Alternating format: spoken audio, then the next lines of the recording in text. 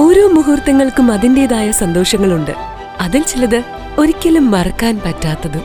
Azad Gold and Diamonds, Thazhepalam, Tirur. Puthanathani വഴി service നടത്തുന്ന സ്വകാര്യ ബസ്സുകളും KSRTC ബസ്സുകളും ബസ് സ്റ്റാൻഡിൽ പ്രവേശിക്കാത്തതുമായി ബന്ധപ്പെട്ട് പൊതുജനങ്ങളിൽ നിന്ന് വ്യാപക പരാതികൾ ഉയർന്ന സാഹചര്യത്തിൽ നടപടികളുമായി മോട്ടോർ വാഹന വകുപ്പും പോലീസും രംഗത്ത്.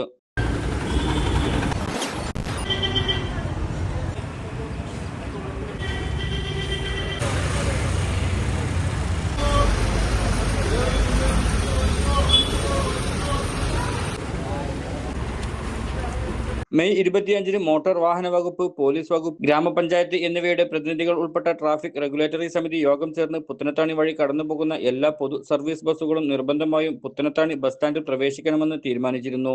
ഇതിന്റെ ഭാഗമായി ജൂൺ 2 ജോയിന്റ് RTOയും കൽപ്പകഞ്ചേരി പോലീസും പുത്തനത്താണി ബസ് സ്റ്റാൻഡിൽ നേരിട്ടെത്തി പരിശോധന നടത്തുകയും നടപടികൾ ആരംഭിക്കുകയും ചെയ്തു. KSRTC ഉൾപ്പെടെ എല്ലാ ബസ്സുകളും സ്റ്റാൻഡിൽ പ്രവേശിക്കേണ്ടതിന്റെ നോട്ടീസും നിർദ്ദേശങ്ങളും കൈമാറി. ആദ്യഘട്ടമെന്ന നിലയിൽ ബസ് ജീവനക്കാർക്കും ഉടമകൾക്കും ബോധവൽക്കരണവും മുന്നറിയിപ്പുമാണ് നൽകിയിട്ടുള്ളത്. തുടർന്നും നിർദ്ദേശം പാലിക്കാതെ പോകുന്ന ബസ്സുകൾക്കെതിരെ മോട്ടോർ വാഹന നിയമപ്രകാരം കർശന നടപടികൾ സ്വീകരിക്കുമെന്ന് RTO അറിയിച്ചു.